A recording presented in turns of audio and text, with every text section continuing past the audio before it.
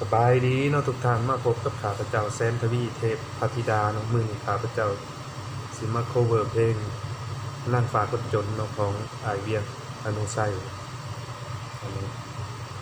มันเป็นความสุขเล็กๆน้อยๆของข้าพเจ้าในยามร้องเพลงแล้วจะมีความสุขเนาะถ้าท่านใดคิดว่าตัวเองมีความสุขกับสิ่งใดจงเฮ็ดกับสิ่งนั้นเนาะทุกท่านความสุขจะเกิดแก่ทุกท่านแน่นอนเนาะเดี๋ยวเรามาฟังรับชมรับฟังกันเลยเนาะ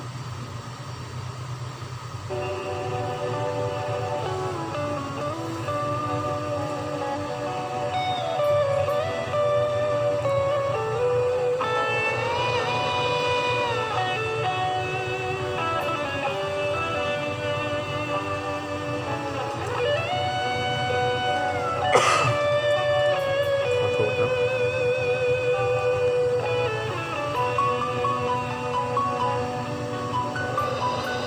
เสียดายความงามเจ้าเดน้องลาเจ้าถือคนรวยเขาพาขึ้นสวรรค์แล้วทิ่มลงดิน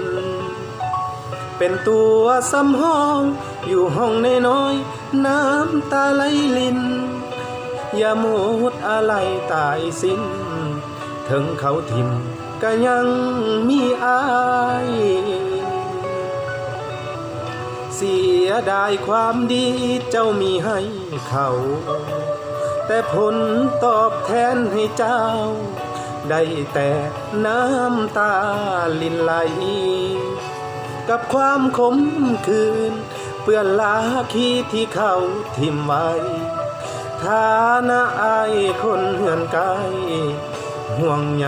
เจ้าทุกนาทีสิ้นความสาวแต่เจ้ายังบ่สิ้นใจคันน้องบ่ล้างเกียรติอายอกข้างซ้ายอายยังคอยคนดีจะเอาเที่ยงนาแทนตึกสูงยาใจให้ฟรีเอาหลังควายแทนรถเก๋งขี่ตามวิถีชีวิตคนจนเสียใจที่เหลือยังมีความหมายลาขีปนเปื้อนสวงในจะเอาน้ำใจล้างแทนน้ำมนต์ถึงเจ้าให้ค่าในสายตาของคนบางคน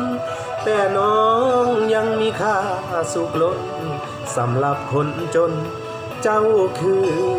นางฟ้า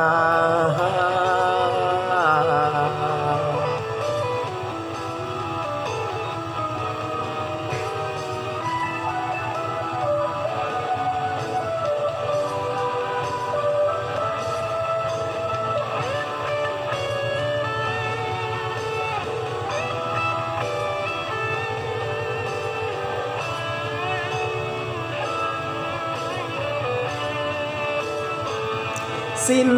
ความสาวแต่เจ้ายังบ่สิ้นใจคันน้องบ่ล้างเกียรติอายอกข้างซ้ายอายยังคอยคนดีจะเอาเที่ยงนาแทนตึกสูงยาใจให้ฟรีเอาหลังควายแทนรถเก๋งขี่ตามวิถีชีวิตคนจนเสียใจที่เหลือยังมีความหมายลาขีปนเปื้อนสวงในจะเอาน้ำใจล้างแทนน้ำมนต์ถึงเจ้าให้ค่าในสายตาของคนบางคนแต่น้องยังมีค่าสุขล้นสำหรับคนจนเจ้าคือนางฟ้า